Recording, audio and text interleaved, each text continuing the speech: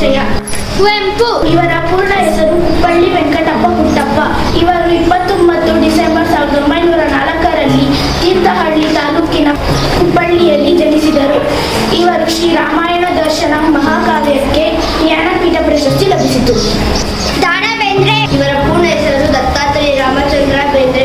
ಇವರು 31 ಜನವರಿ 1896ರಲ್ಲಿ ಧಾರವಾಡದ ಸದರಕೆರೆ ಎಂಬಲ್ಲಿ ಜನಿಸಿದರು. ಇವರ 4 ತಂತಿ ಎಂಬ ಕೃತಿಗೆ ಜ್ಞಾನಪೀಠ ಪ್ರಶಸ್ತಿ ಲಭಿಸಿತು.